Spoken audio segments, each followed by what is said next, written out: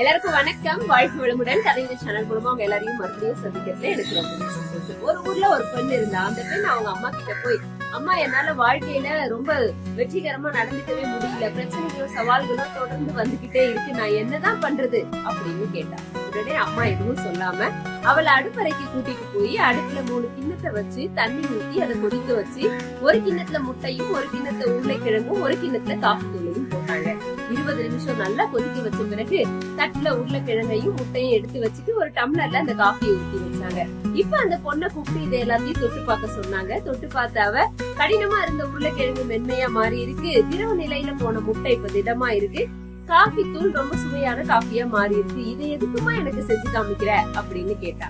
அப்ப அம்மா சொன்னாங்க, அந்த கொதிக்கிற தண்ணியை போல பிரச்சனைகளும் சவால்களும் வாழ்க்கையில எல்லாருக்கும் தொடர்ந்து வந்துகிட்டுதான் இருக்கும். ஆனா நாம அந்த சவாலை சந்திக்கும் போது திடமா இருக்கிற நாம உருளைக்கிழங்க போல மென்மையா மாறிடுறோமா, அல்லது திரவ நிலையில இருக்கிறவங்க ரொம்ப உறுதியா மாறிடுறோமா, அப்படி இல்லாட்டி அந்த காஃபி தூளை போல சவாலையும் மாத்தி நம்மளுடைய சூழலையும் மாத்தி ரொம்ப அழகானதா மாத்திக்கிறோமா அப்படிங்கிறது நம்ம கையில தான் இருக்குன்னு அந்த பொண்ணுக்கு புரிய வச்சாங்க.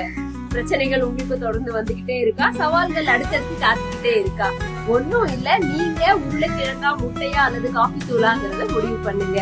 நீங்க திடமா இருக்கணுமா அல்லது உடைஞ்சு போயிடணுமா, அல்லது உங்க சூழலையும் மாத்திக்கிட்டு அந்த சவாலையும் சமாளிச்சு ரொம்ப சுவையுடைய அந்த காஃபி தூளை போல சுவையான காஃபியா மாறணுமா அப்படிங்கறத யோசிக்க. பிரச்சனைகளை சமாளிக்கிற சத்திரம் நம்ம கையில தான் இருக்கு. வாழ்க்கை வளமுடன்.